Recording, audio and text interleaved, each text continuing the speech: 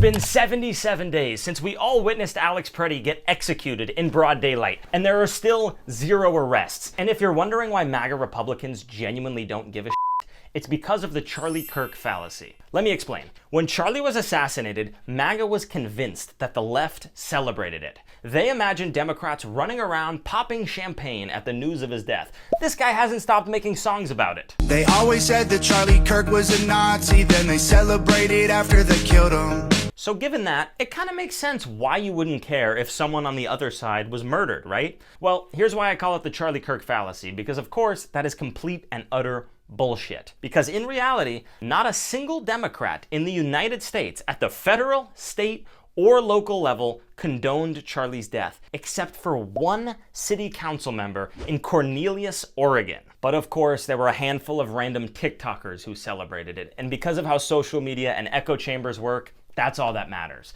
Because now those few TikTok videos are running 24/7 on Fox News. Ben Shapiro just did 9 podcasts about it. Trump just tweeted 12 times about how evil the Democrats are. And this guy just made 5 more songs about it. They shot and killed the father, sent a message to Americans. They ain't gonna stop until they bury us. So if you try and use more logic with one of them and you say, hey, but Tom, you know, Charlie's killer was arrested and Alex's killer is literally being shielded by the government. Stop, he just made another song. These people won't listen to you because they think you would cheer at their funeral. But of course the irony is, it's literally them cheering at your funeral. They just proved it with Alex Preddy. They've called him a terrorist and praised his killing. And when I say they, I'm not talking about some random TikTokers or one city council member in Oregon. I'm talking about the literal president of the United States and his entire administration and base. Now I know this type of tribalism also exists on the far left too, I get it.